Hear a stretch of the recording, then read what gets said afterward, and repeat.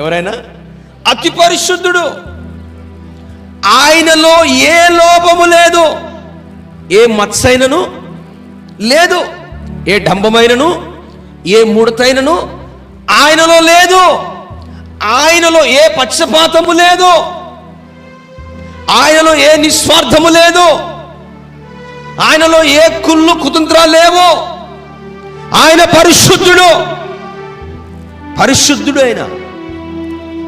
కాబట్టి అంటున్నాడు, ప్రియులారా మీరు విశ్వసించు అతి పరిశుద్ధ దాని మీద మిమ్మును మీరు ఏం చేయాలి? మీరు ఏం చేయాలంట?